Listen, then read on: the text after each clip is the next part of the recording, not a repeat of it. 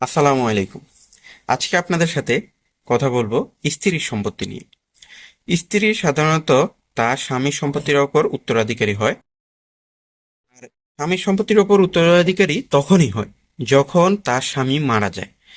তার স্বামী মারা যায় তখন তার স্বামী যদি বিবাহ বন্ধনে আবদ্ধ থাকা অবস্থায় মারা যায়, তাহলে তার স্বামীর সম্পত্তিতে তিনি উত্তরাধিকারী হবে। দ্বিতীয়ত, ইদ্যৎকালে যদি তার স্বামী মারা যায়, তখন তিনি ওই সম্পত্তিতে উত্তরাধিকারী হবেন। ইদ্যৎটা সাধারণত মৃত্যু অথবা তালাকের ক্ষেত্রে স্ত্রীদের পালন করতে হয় 90 দিন। এটা ক্ষেত্র বিশেষে কম বেশি হতে পারে। তারপর একজন স্ত্রী সাধারণত দুইটা রূপ ধারণ করে সম্পত্তি পাওয়ার ক্ষেত্রে। একটা হচ্ছে যে 4/1 আর একটা হচ্ছে যে 8/1। এখন আমরা বলবো 4/1 কখন পায়। যখন একজন স্বামী মারা যায়, তার কোনো সন্তান সন্ততি থাকে না পৃথিবীতে, তখন তার স্ত্রী 4/1 সম্পত্তি পাবে। আবার যখন একজন হাজবেন্ড মারা গেল, তখন যদি পৃথিবীতে তার সন্তান সন্ততি থাকে, তখন সম্পত্তি পাবে 8/1। অর্থাৎ সন্তান সন্ততি থাকলে স্ত্রীর সম্পত্তির অংশটা কমে যায়। এক্ষেত্রে আমরা বলতে পারি, এখানে আমরা সন্তান বলতে যাদেরকে বুঝাচ্ছি তারা হচ্ছে যে সন্স এবং ডটার।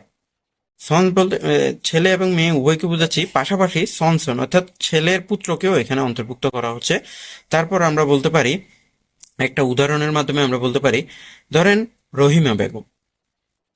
রহিমা বেগমের সাথে মিস্টার করিম সাহেবের বিয়ে হয়েছে। এখন করিম সাহেবের বিয়ে হওয়ার পর রহিমা বেগমের ঘরে একজন সন্তান জন্ম নিয়েছে। রহিমা বেগম পরবর্তীতে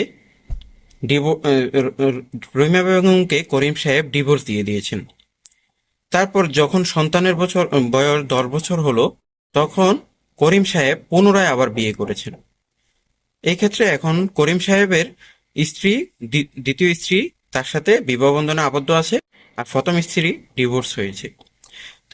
এই ক্ষেত্রে যখন করিম সাহেব মারা গেল, তার স্ত্রী, দ্বিতীয় স্ত্রী সম্পত্তি পাওয়ার উত্তরাধিকারী হইল। তখন তার স্ত্রী সম্পত্তি পাবে 8/1।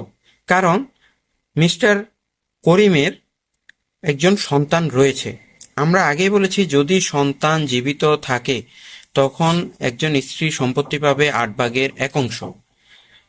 সন্তান কি এই দুইজনের হলো, না পূর্ববর্তী কোনো বিবাহ বন্ধনে আবদ্ধ হওয়ার ক্ষেত্রে সন্তান ছিল, এটা দেখার বিষয় না। বিষয় হলো, মৃত ব্যক্তির যদি সন্তান থাকে তখন তার স্ত্রী 8/1 সম্পত্তি পাবে। আর যদি মৃত ব্যক্তির কোনো সন্তান না থাকে, তখন তার স্ত্রী সম্পত্তি পাবে 4/1। এখন আমরা এবার কিছু সিচুয়েশন আমরা দেখি। যেমন ধরেন, একজন লোক মারা গেল, তার ওয়াইফ জীবিত আছে, তার বাবা জীবিত আছে। এক্ষেত্রে কোনো সন্তান নেই, তখন ওয়াইফ সম্পত্তি পাবে 4/1। অর্থাৎ 4% যদি সম্পত্তি হয়, এক্ষেত্রে 1% সম্পত্তির মালিক হবে তার ওয়াইফ, এবং বাকি 3% সম্পত্তির মালিক হবে তার বাবা। তারপর এবার আমরা আসি, একজন লোক মারা গেল, তার ওয়াইফ জীবিত আছে, পাশাপাশি জীবিত আছে তার কন্যা। কন্যা মানে আমরা বলেছি, কন্যা মানে চাইল্ড অর্থাৎ সন্তান। তো এই ক্ষেত্রে সন্তান যেহেতু জীবিত আছে, ওই ওয়াইফ সম্পত্তি পাবে 8/1। বাকি সম্পত্তি থেকে তার কন্যা পাবে হাফ অংশ, অর্থাৎ 2/1 সম্পত্তি পাবে। তারপর আমরা চলে যাব, একজন লোক মারা গেল, তার ওয়াইফ জীবিত আছে এবং একজন সন্তান অর্থাৎ ছেলে জীবিত আছে। এক্ষেত্রে ছেলে যেহেতু জীবিত আছে, এই জন্য ওয়াইফ পাবে 8/1, আর বাকি সম্পত্তি অর্থাৎ 8/7 সম্পত্তি পাবে তার ছেলে সন্তানটি পাবে। তারপর আরেকটা পরিস্থিতি হয় এরকম যে, একজন লোক মারা গেল, তার ওয়াইফ জীবিত আছে এবং পুত্রের পুত্র অর্থাৎ আমরা যেটাকে গ্রামের ভাষায় নাতি বলি, সে জীবিত আছে। এই ক্ষেত্রে সেম হবে, ওয়াইফ সম্পত্তি পাবে 8/1, আর তার পুত্রের পুত্র সম্পত্তি পাবে বাকি 8/7। এখন একটা মজার বিষয়ে আসি, একজন লোক বিয়ে করেছে একের অধিক, তখন কিভাবে একজন ওয়াইফ সম্পত্তি পাবে?